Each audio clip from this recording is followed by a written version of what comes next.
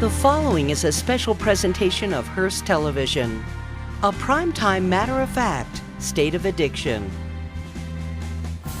Good evening. Thank you for joining us for this important event. Tonight, we take part in a live national conversation about the #1 health crisis in America, the opioid epidemic. All year long, we've been reporting on the state of addiction in Iowa and how it's impacting our communities. Tonight, we dive deep into the problem and look for solutions. To help answer your questions, we've got a studio phone bank. You can call the number on your screen and have a confidential conversation with our experts. For now, we go live to the Newseum in Washington, D.C., and our colleague, Matter of Fact host Soledad O'Brien. We're glad to be with all of you tonight and humbled by the task we've taken on. Consider this. Today, in our country, as many as 650,000 opioid prescriptions were dispensed. And sadly, today, as many as 175 Americans died from a drug overdose, whether opioids like heroin or fentanyl, or the new synthetic drugs emerging every day. Tonight, we hope to help the nation turn a corner. This broadcast reaches across 39 states with the potential to touch families in 21 million households. Our goal is to help create a national agenda for action. We'll be joined by medical experts and policymakers, people in positions to make change happen with your help. So let's start in a community desperate for change. Jessica Gomez reports from McDowell County, West Virginia, a state where one person dies every 10 hours from a drug overdose.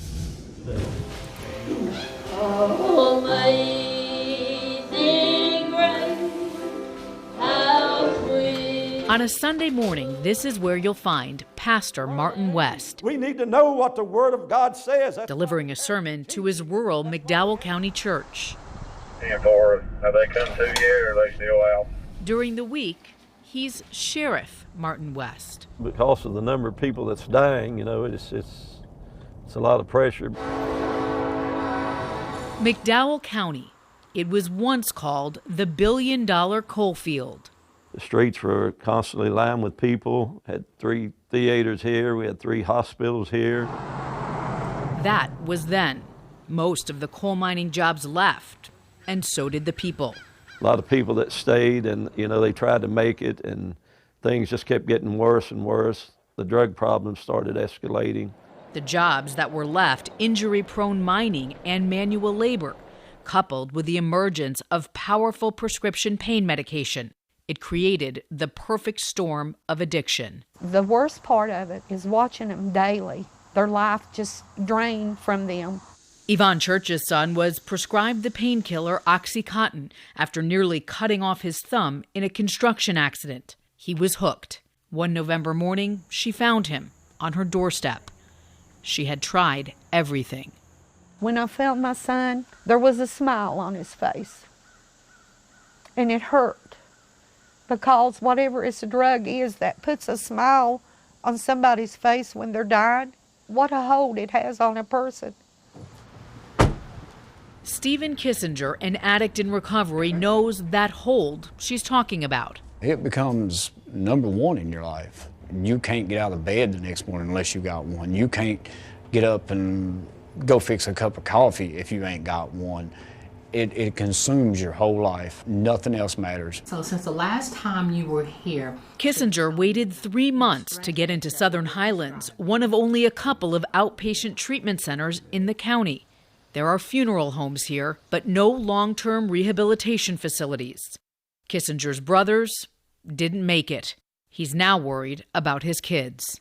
It's a way of life for some of these children, that they see that their brother is an addict or their mom is an addict. So many children are removed from the homes and placed into foster care or for adoption. When you sign in, you have to have your identification. At Linda McKinney's food bank, she often sees grandparents raising grandchildren, their own children addicted, in jail, or dead. In the poorest county in the state, now nearly 50% of children don't live with a biological parent. I just said, what's going on here? Where are these babies going to go? Who has the answer? A community in crisis. Sheriff West finally had enough. It's a McDowell County problem. The case should be tried in McDowell County. With help from law firms in Charleston, Sheriff West spearheaded the county's lawsuit against 3 of the largest prescription drug distributors, claiming profit and greed motivated them to ignore laws requiring them to report suspicious orders. This while flooding county pharmacies with millions of pills, well in excess of what would ever legitimately be needed. The little guy's not just going to back down. It's a little county. Not a lot of people there, but they're not just going to roll over and be a victim of these entities any longer. Oh, okay. Well, thank you for sharing that information with me. Meantime, the state of West Virginia, which created a 24-hour hotline connecting addicts to the closest treatment options, is taking proposals on where to spend dollars it won from a similar lawsuit. I've buried 3 out of 1 family. Sheriff West, who's lost exact count of the number of funerals over which he's presided, says the help is not coming fast enough. And they keep telling me we're forming more commissions, and I'm saying, well, people is dying now. We need help right now. Lord, it just wants to praise you. Prayer. Sometimes it feels like his only option, and publicly calling out state lawmakers he says have failed his county. When we were the billion-dollar coal fields, everyone stopped by for a handout. Now that we're in desperate need, we're being left out because no one in Charleston cares. God forgive the state of West Virginia, and God save the county of McDowell. Sheriff Martin West. In McDowell County, for Matter of Fact, I'm Jessica Gomez. Thank you, Jess. We invited the pharmaceutical distributors named in the lawsuits to participate in our show, but they declined. We did receive statements from some saying in general they believe the lawsuits are misguided because they're not the ones actually prescribing the drugs. Many people across the country are grieving the loss of a loved one and struggling with the stigma often associated with these deaths. So tonight, we're asking you to help us build a virtual wall of remembrance on social media. Use our hashtag, it's State of Addiction. Share a picture, a video, a story, a tribute to someone you want to remember for their life, not their struggle. And we hope if you have a story of hope, you'll post that as well. There's something really wrong with my beautiful 21-year-old son dying. What does it take to loosen the grip of these drugs on our children? And a reality-based discussion, how to get help for those who need it. And right now here at KCCI, we are ready for your questions about opioid addiction, treatment, and recovery. To speak with one of our experts, call the number on your screen. Any personal information will be kept confidential. Call if you or someone you know needs help.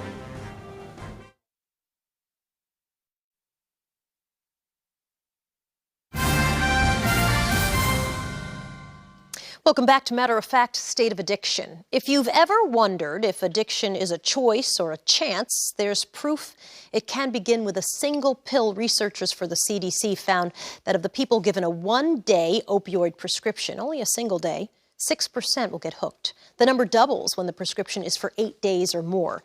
A 30-day prescription pushes the risk even higher, with 30% of patients likely becoming addicted. So how do you effectively treat people once they're dependent? It's a question that will haunt one mother forever.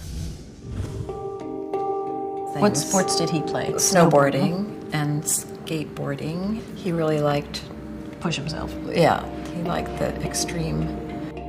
Chris Yoder's love of extreme sports would be his downfall. He tore his meniscus snowboarding at age 15, which led to a series of knee surgeries and a battle with depression.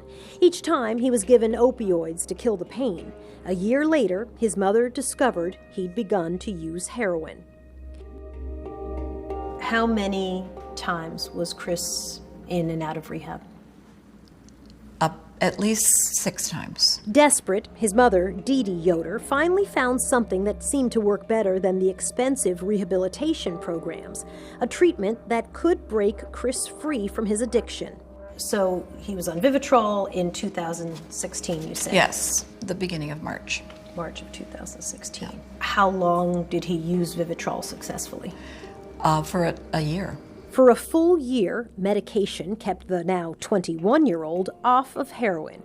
For the first time in 5 years, the medication he was taking, Vivitrol, repressed his craving for drugs. They sit on the medicine shelves collecting dust. We are unable to get them to the patient. Dr. Stephen Ross is the director of addiction psychiatry at Bellevue Hospital in New York. Suboxone comes in a film version that goes on your tongue. It's frustrating because there's a lot of good treatments, but the vast majority of people never get them. The Surgeon General estimates that only 1 in 10 substance abusers are getting any treatment at all, and just 1 in 4 of those are getting these life-saving medications. You had psychologists, psychiatrists, rehab specialists in 6 different places. Did at any time any of them say, there's evidence that taking drugs will help in kicking this addiction? Well, actually, the doctor at his last rehab was the one that said, we should get him on Vivitrol. Dr. Yasmin Hurd is director of the Center for Addictive Disorders at Mount Sinai Medical Center and studies how drugs affect the brain. Heroin abuse is a whole brain disorder. There are specific circuits that are more impaired, but it's a whole brain disorder. The opioid treatments, they interact with opioid receptors, so the person doesn't crave and need the heroin or other addictive drugs. An estimated 40% of those on medication-assisted therapies will still relapse, but the rate of relapse in programs without drug therapy reaches as high as 90%. Abstinence, 12-step programs, I think AA works for a lot of people, but for a teenager, they just don't get it. They're just not there. A year into his Vivitrol treatment, Chris moved to Florida for a new job and a fresh start. There, he found few doctors certified to administer the drug, and just one on his insurance. Chris missed his monthly shot. So what happens if you don't get your shot of Vivitrol in a month?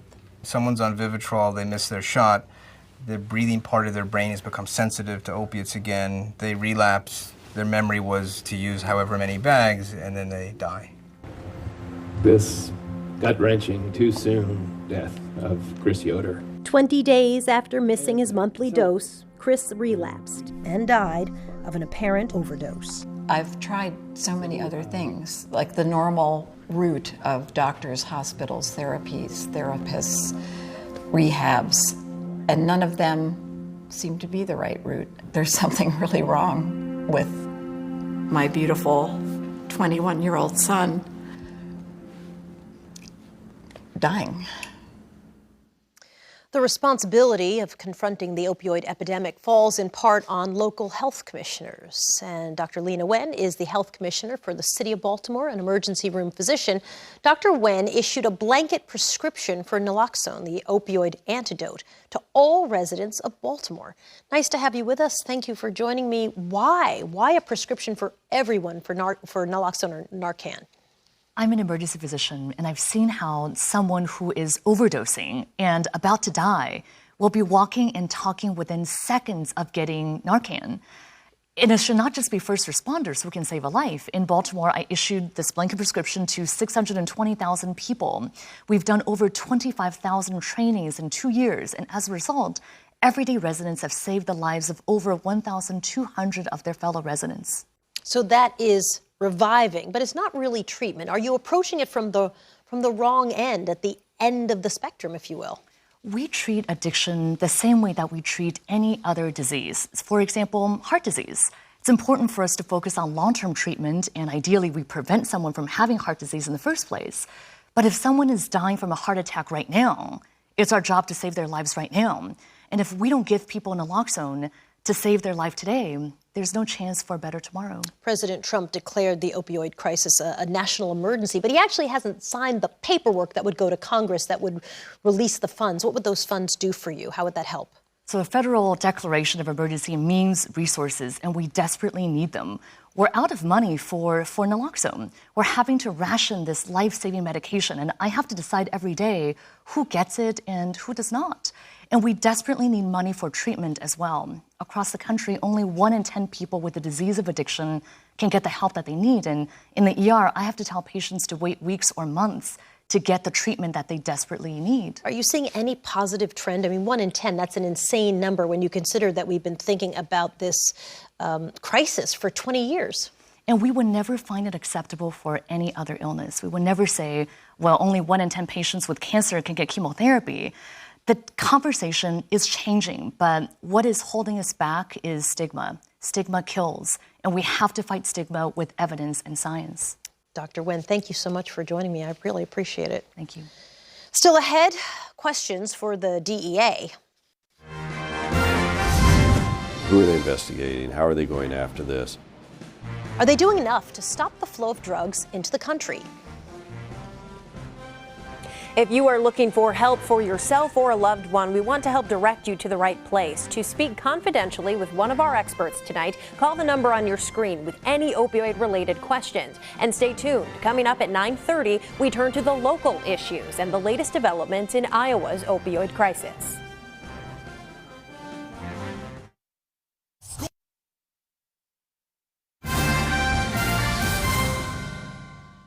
We're talking about solutions and guidelines in the medical community necessary to combat America's opioid addiction. We're going to pick up that conversation in just a moment. But first, I want to give a thanks to everyone who's helping us build our wall of remembrance online using the hashtag #StateOfAddiction. Tanya Bryant shares this with us. Willard Bryant Jr., you were the best little brother to Tonka and me, and son to our parents. We miss you. And Molly Carroll sent us this message. Erica Long was a beautiful, hilarious, intelligent young woman. Our family was robbed, and heroin was the thief. Thank you for sharing those. We want you to honor your loved ones or share a story of hope on Twitter, on Facebook, on Instagram. Just use the hashtag #StateOfAddiction. So did health officials fail to recognize the scope of opioid addiction before it became an epidemic? We continue our conversation. Joined now by Dr. Kelly Clark. She's a president of the American Society of Addiction Medicine. And Dr. Andrew Kolodny. He's a co-director of the opioid policy research at the Heller School at Brandeis University. Nice to see both of you. Let's start with patients. And I mean, we've seen in our reporting that many are steered away from medically assisted treatments. Has that been your experience, and why would that be? Yes, actually, most of the facilities in the country that are treating substance use disorders, and specifically opioid addiction, don't offer medication, maintenance medication, while their patients are inpatients, and often they don't allow it. Some of this is based on stigma, some is based on just their historical needs, but we're just continuing to do the things that don't work in this country instead of the things that do work. The $64,000 question for me, Dr. Kolodny, always seems to be, how did health professionals miss this epidemic that was sort of blossoming right underneath them? Yesterday, I was in the ER with a friend who was in a cab accident, and so many times she was offered opioids, even though when they'd ask her about her pain, she'd say, yeah, it's a 5 on a scale of 1 to 10, 10 being the worst, almost aggressively. And it made me think maybe that explains why we are where we are. That's absolutely right. The reason that the United States is experiencing a severe epidemic of opioid addiction is because the medical community has been over-prescribing opioid pain medicine. And as the pain medicine prescribing went up, it led to parallel increases in addiction and overdose deaths. So this is an epidemic caused by the medical community writing too many opioid prescriptions. And did the medical community just not realize what was happening, or who's ultimately at fault there? The reason we started to overprescribe is that we were responding to a brilliant, multifaceted campaign launched by the manufacturers of opioid pain medicines. So doctors beginning in the 90s through the 2000s, we were hearing from just about every direction that if you're a compassionate, caring doctor, you'll understand that opioids are the right way to treat just about any complaint of pain. And we were told that the risk of addiction was very low. And of course, that wasn't true. What works in prevention? I mean, one would think those scared straight kind of ads for kids would be effective. Are they? Actually, they're not. We continue to do what doesn't work. So the scared straight, the educational programs where drugs will kill you, please don't do drugs, sending someone into the school to talk to them about the dangers. None of that works? No, actually, that increases the chance that kids use drugs. Wow. Similarly, going through a detox and a rehabilitation when people aren't leaving on maintenance medication actually increases the chance that they die than if they hadn't gone through those programs. We're doing what we know doesn't work instead of what we know does work. And the things that do work, there are community-based resiliency skill training. We have a whole plethora. We have a number of things we know work for prevention. We're not doing those. And we know that the medications are the most effective treatments, ongoing medication treatment for opioid addiction. And unfortunately, we still have too many treatment providers that don't even allow that treatment. It's interesting feedback you get sometimes from people of color who will say to me, yeah, suddenly people are really compassionate and thinking about how to deal with this problem. It's an epidemic, when the bulk of the people who are victims are white. And that compassion wasn't there when you were talking about the crack epidemic or even the earlier heroin epidemic. Is that true? It is true. During our last addiction epidemics, the heroin epidemic of the 1970s, the crack cocaine epidemic of the 1980s, what we got from policymakers was a message that we could potentially arrest our way out of this problem. We got a war on drugs, which contributed to mass incarceration. Today, what we're hearing from policymakers, even conservative Republican politicians, when they talk about this problem, they often begin by saying we can't arrest our way out of it.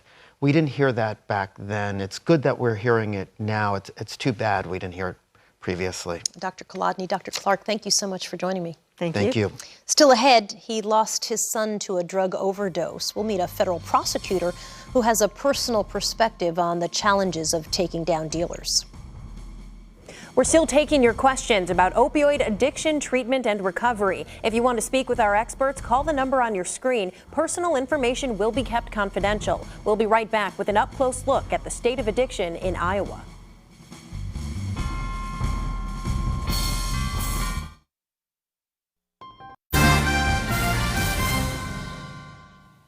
All year long here at KCCI, we've been showing you the numbers and giving you the facts of Iowa's opioid crisis. Tonight, we update you with the latest. The newest information shows some positive change happening in our state, but it also reveals where the problem is worsening. Let's take a look. Iowa has mobilized in the fight against opioid addiction. As awareness has increased, individuals have stepped up to keep unused pills out of the wrong hands. On a National Take-Back Day in April, Iowans turned in nearly 12,000 pounds of prescription drugs. Plus, many key players have been working to change the medical landscape. From the exam room, primary care doctors are becoming much more restrictive with their opioid prescribing, and I think that's most times appropriate. To the pharmacy. More than 80% of pharmacists now use the prescription monitoring program, likely a factor in the dramatic decrease of Iowans' doctor shopping. We think that's a really important thing, and it's a really good tool. We've seen some changes made. For example, now we're able to actually better access data across state lines. Law enforcement has kicked into a higher gear. This year, compared to last, agencies are projecting nearly twice as many seizures of heroin, fentanyl, and other deadly synthetic opioids. But as the state's defenses have strengthened, so has the need for them. In 2016, 86 Iowans died of an opioid overdose. That's a 40% increase from the previous year. And as thousands of Iowans seek treatment for opioid addiction, treatment centers can't keep up with the need. The other providers that I've talked to are full, just like we are. And so that tells me if we're maintaining wait lists of 20 or 30 people, then there should be more beds in the state of Iowa.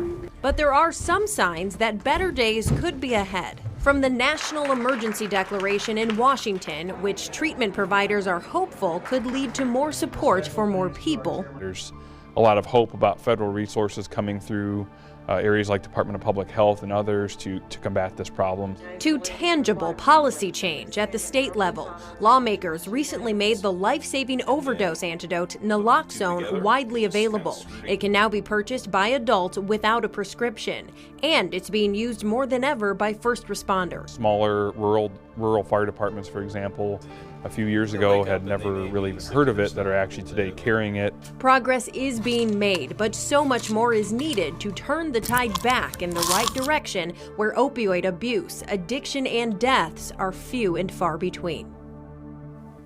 And joining me now are Kevin Gabbard from the Iowa Department of Public Health and Dale Woolery from the Governor's Office of Drug Control Policy. Both of you have been on the phones tonight, and it sounds like it's busy over there. They keep ringing.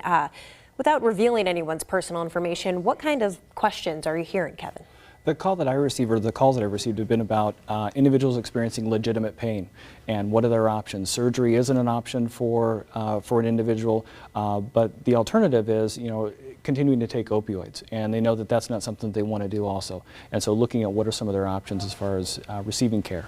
And Dale, when people do call in and ask for help, where's the first place you refer them? What do you tell them?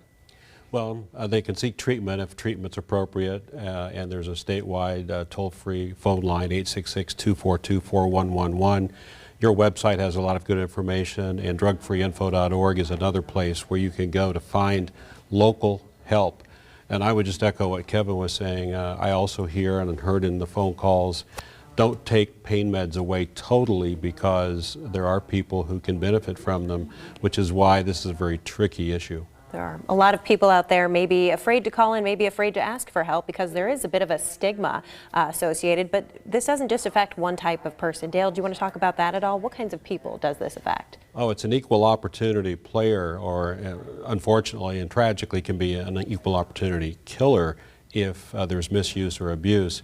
When you're talking about medications that have the perception of safety, a lot of people take medications, a lot of people take pain medications, so we have a lot of those out there, and if they're not used as intended, a lot of people can get hurt. So addiction knows no boundaries, and that's going to be true with opioids too. Thank you both for joining us. They'll stay on the phones for us tonight. Treatment is one of the most important topics in the conversation. So when we return, we'll give you a look at one option right here in the Metro. You'll see what the process is like and hear how 2 Iowans now in recovery overcame some common obstacles to getting help. Recovery is a lifelong process, but treatment can and does work for many people. In Iowa, there are more than 100 treatment options from inpatient to outpatient, and we recently visited one of them to show you what it's like. Abby Landis and Abby Lennon have more in common than just their names and current address. I started doing opiates when I was about 18, right when I got out of high school, and it gradually went from prescription pills to heroin. I took my first Vicodin when I was probably 22. For like the next 7 years, I just drowned in pills, basically. They're residents of the House of Mercy, one of the largest treatment facilities of its kind in Iowa. Last year, we served over 1,700 people in our outpatient programs, and we served over 250 in our residential program for women and children. I knew this was a good facility. And I knew I could bring my son with me, and I knew that was important to my recovery. One of the first steps in treatment is helping clients reduce their cravings. So we do use medicated assisted treatment. Naltrexone is the one that we prescribe from our psychiatrists. It's always important to supplement that with counseling. We have education employment counselors, we have the primary counselor, we have, who else? Parenting specialists, mental health therapists. I appreciate about this program is just that I had the time to be here, find outside living resources, find self-sufficiency, and just not be here for 30 days and then them say, okay, bye. Have a good life. House of Mercy has no set time frame for treatment. It's a huge benefit for clients, but often leads to battles with insurance companies. My insurance hasn't covered me since December of last year, but I didn't get the boot or anything. Not all of the treatment services are covered, and sometimes it's only a short length of stay that is covered.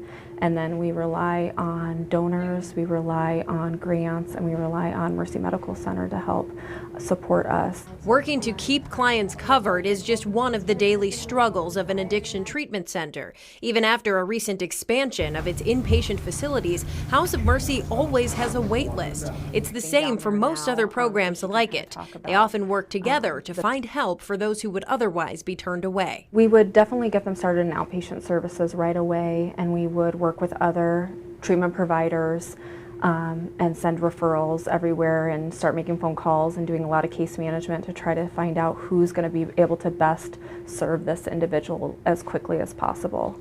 The program's success rate is 70%. Even though it's not 100%, that really doesn't tell us much, because for most medical issues, things like diabetes and whatnot, there's going to be relapses. And so just because there is a relapse doesn't mean that there was nothing gained from the prior treatment. Landis and Lennon are sharing their experiences to inspire others to take the leap. They know that asking for help, and especially receiving it, is terrifying. When you're alone, it just feels like isolation. And I feel like that's why a lot of people leave after like a day, because they don't think that feeling will go away, but it goes away pretty quickly. It is scary, so don't be afraid to say I'm scared, and that's a reason why I don't want to do this. But you just have to know, just stick it out even for 2 weeks and you will see the difference. And joining me now are Stacy Loftus with the Powell Dependency Center and Rebecca Peterson with the House of Mercy, who you just saw in that story there. For people who are maybe not sure if they do have a problem, they're thinking about it, what would you tell them if they're not sure? Well, you know, if you're wondering if you have a problem, you probably do. Most people who drink here and there really don't wonder if they have a problem. Mm-hmm. So that's the key, I think. Sure. So if you're wondering, people who just drink once in a while don't wonder. Sure. Might as well ask and find out. And Rebecca, when you are working with someone, everyone's treatment process is going to be different. How do you sort of map out what that plan of action is going to be? Well, it always starts with a full assessment to determine how much the person's been using, what are their current living environments, what are their stressors in their life, and really getting a thorough history, and then making a plan from there depending on what the client needs. Thank you both for being here. We have a lot of information on our website, including a full list of treatment centers in Iowa. We're going to send it back to Soledad in Washington. Next, drug cartels and dealers, several steps ahead of law enforcement. Our labs are seeing 2 or 3 new substances a month. Can we get ahead of the bad guys? From starting a high-speed chase, it ended with the officers bringing the overdosing driver back to life. Hit with the Narcan. First responders treated with Narcan and rushed the patient to the hospital. And this scene is repeated over and over each day. Police search warrant. Police say the suspect made all of the deals out of his house, where he lives with his 3 kids. That's a little disturbing. Across the country, a rush to save lives and cut off an influx of illicit drugs. Nearly all heroin is smuggled into the United States, most synthetic drugs like fentanyl shipped from China. Now, dealers are making fentanyl here in the United States. So take a look at this. Boxes that hold a key ingredient to make fentanyl. Seized from a Massachusetts storage unit this summer, 110 pounds of the ingredient is enough to make 19 million fentanyl tablets worth more than $500 million. Nicole Killian has our report on the struggle to cut off the supply. I first got involved when I was a first-year member of Congress, and a constituent came to see me who lived near me back home, and her son had just died of an overdose. A decades-long battle against opioid addiction is personal for Ohio Senator Rob Portman. Almost every week, I find out about somebody. His state, number 4 in the nation for drug overdose deaths, according to the Centers for Disease Control. Ohio is harder hit than most states, but every single city, every single state in this country has been hit. Enter the DEA, the Drug Enforcement Administration, the combat force in the nation's war against drugs. What keeps you up at night? Lots of things keep me up at night. Chuck Rosenberg is the acting administrator. We have to enforce the law, which means stopping the biggest and most dangerous cartels and the biggest and most dangerous street gangs. We also have to regulate our piece of the industry, and we have to reduce demand. But with only 4,600 special agents, it's a challenge. Compare that number to the nearly 36,000 uniformed members of the New York City Police Department. The notion that the DEA alone by itself is going to be able to stop all of this is fanciful. We need help. In July, the agency shut down 2 major online black market opioid sellers, but they know new sources will emerge. Do you think they have enough resources to do their job? Well, we'll see. Congressman Greg Walden chairs the House Energy and Commerce Committee. It's investigating whether the agency failed to prosecute questionable manufacturers, pharmacies, and doctors. Who are they investigating? How are they going after this? How do we have these I'll call them pill mills, where you've got pill dumping going on in a community? What are they doing to go after something like that? Hey, guys. As for Senator Portman, he's pushing a bill that requires the Postal Service to better monitor overseas packages, a massive pipeline for potent synthetic drugs. Most of that's coming from China. We know they use the U.S. mail system. He's hoping for passage by year-end, despite competing priorities like disaster relief and tax and immigration reform. This is a true emergency, but it doesn't mean that we can't walk and chew gum at the same time. I'm not going to give up. In Washington, I'm Nicole Killian. The tough job of prosecuting drug offenders falls to federal prosecutors like Bruce Brandler. He's a U.S. attorney for the Middle District of Pennsylvania. He also lost his son, Eric, to a heroin overdose about 10 years ago. U.S. Attorney Bruce Brandler, nice to have you with us. Thank you for having me. When you look at the numbers, as Nicole kind of laid them out for us in her piece, it feels as if the DEA is wildly overmatched in this fight. Are they? I don't think the picture is as bleak as Chuck has painted. There are hundreds and thousands of dedicated and hardworking law enforcement agents fighting this battle every day in the trenches, and they do an effective and good job of incarcerating drug dealers. So, of course, we could use more resources. We could use more prosecutors. Chuck could use more DEA agents. But we are doing an effective job in incarcerating the people we do catch. And the people that you're catching, are those folks who are essentially addicts, who are kind of getting caught up in the system? Absolutely not. I think that's a real misperception out there. The people that we're prosecuting in federal court are violent criminals who are recidivists for the most part, who have been caught previously selling drugs and are selling high volumes of drugs. These are not low-level addicts who are just selling to support their own habits. Can you arrest your way out of a problem as big as this epidemic essentially has become? No, we all recognize in the law enforcement community that we can't arrest our way out of this problem. And that's why the Department of Justice has a 3-part strategy to combat the opioid epidemic. And it deals with prevention, it deals with enforcement, and it deals with treatment. So enforcement is obviously the most important part. We as prosecutors need to prosecute aggressively anybody that we catch, and we have a zero-tolerance policy for people that are caught dealing heroin. We mentioned your son died about 10 years ago, but I know it was only in the last maybe year and a half that you started telling people. Has it changed at all how you think about prosecution? I don't know that it's changed how I think about prosecution. There are many dedicated prosecutors out there who are doing exactly what I'm doing and fighting this battle on a day-to-day front, doing the best they can. I came out public with my situation because I wanted to raise public awareness and take away some of the stigma and shame that may be associated with the opioid addiction. Tell people that if it could happen to me as a federal prosecutor, it could basically happen to anybody. It's a good message to share. Bruce Brandler, nice to have you. Thank you. We appreciate it. Thank you. Up next, we continue our conversations about fighting this epidemic. Can the government deliver the help that's needed?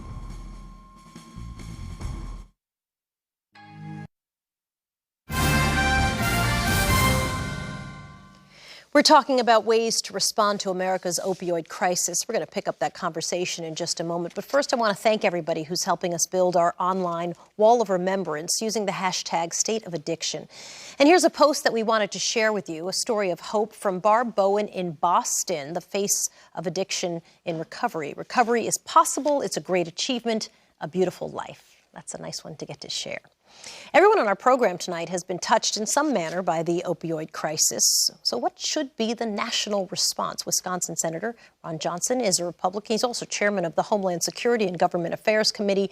He lost a nephew to opioids. It's nice to have you, Senator. Thanks for being with us. So what should the government be doing, or what could the government do better right now to help people? Because there's so many. I'm sure you hear from them all the time from your state of Wisconsin. Well, we do spend about $30 billion per year on the war on drugs. About $14 billion of that is on treatment.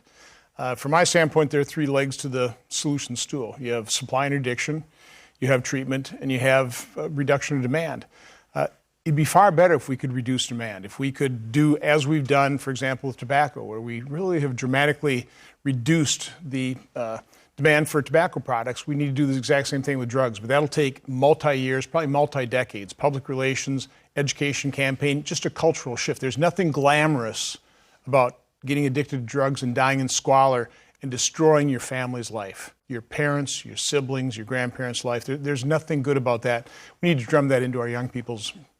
The president has not signed. He said he wanted to call it a state of emergency, the opioid crisis, but he actually has to sign and then send off to Congress that declaration. But do you think there's any indication that he won't? Do you expect that he will? Soledad, it is a state of emergency. You don't have to have a president sign that. It releases funds, though, realistically, right? We do spend plenty of money. We need to spend it smarter. And we've got to focus on what actually does work. You had earlier guests on talking about what works and what doesn't work. Let's do more and more research. Let's find out what does work. In business, that's exactly the approach you use. What is the best practice? And you keep pushing the envelope. You keep, trying to find better and better treatments, better and better messages to reduce demand.